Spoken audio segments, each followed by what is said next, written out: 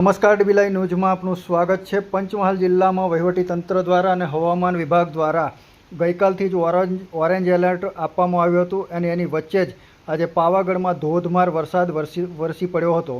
વરસાદ વરસતા માચીથી મહાકાળી મંદિર સુધીનો માર્ગ બંધ કરવામાં આવ્યો હતો। જોકે મહાકાળી મંદિર ટ્રસ્ટ દ્વારા ગઈકાલે જ આ અંગેની ચેતવણી આપી દેવામાં આવી હતી અને 2 દિવસ માટે શ્રદ્ધાળુઓને પાવાગઢ ડુંગરની મુલાકાત ન લેવા માટે વિનંતી પણ કરવામાં આવી હતી।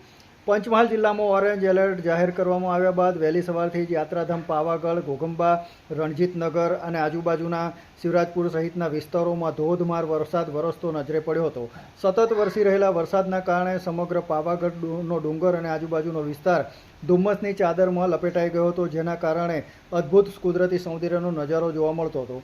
ભારે વરસાદના પગલે યાત્રાળુઓની સુરક્ષાને પ્રાથમિકતા આપતા માચીથી મહાકાળી મંદિર સુધીના માર્ગને બંધ કરવામાં આવી શકે છે તે અને સતત વરસાદ અને લપસણા માર્ગને કારણે કોઈક અનિચ્છનીય ઘટના ન બને તે માટે જિલ્લા વહીવટીતંત્ર દ્વારા નિર્ણય લેવામાં આવ્યો હતો।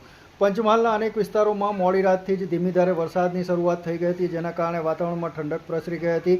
ઉલ્લેખનીય છે કે ગતરોજ પાવાગઢ મહાકાળી મંદિર ટ્રસ્ટ અને પંચમહાલ જિલ્લા તંત્ર દ્વારા સંયુક્ત રીતે અપીલ કરી અને શ્રદ્ધાળુઓને 2 દિવસ માટે પાવાગઢની યાત્રા ટાળવા માટે વિનંતી કરવામાં આવી હતી।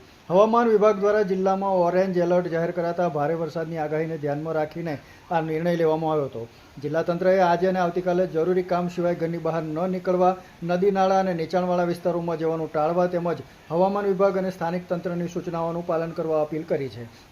સતત વરસાદના કારણે પાવાગઢ વિસ્તારમાં પાણીનો પ્રવાહ વધી શકે છે, જેને લઈને વહીવટીતંત્ર પરિસ્થિતિ પર સતત નજર રાખી રહ્યું છે। યાત્રાળુઓ અને સ્થાનિક લોકોને સાવચેતી રાખવા તથા કોઈપણ અફવા પર વિશ્વાસ ન કરવા પણ તંત્ર દ્વારા સૂચના આપવામાં આવી છે। પાવાગઢ ડુંગર, મહાકાળી માતાનું મંદિર અને પગથિયા ઉપરથી પડતું પાણી એ અલૌકિક નજારાઓ ઊભા કરી રહ્યું હતું, જેને જોવા માટે લોકો ઘણી વખત અહીંયા મુલાકાત લેતા હોય છે, પરંતુ અત્યારે ભારે વરસાદની અંદર આ વરસાદનું રૌદ્ર સ્વરૂપ જોવા મળી રહ્યું છે। ત્યારે આવા સંજોગોની અંદર પાવાગઢ ડુંગરની મુલાકાત લેવાનું ટાળવા માટેની પણ વિનંતી કરવામાં આવી છે। દીપક તિવારી સાથે ડીબી લાઈવ ન્યૂઝ, પાવાગઢ।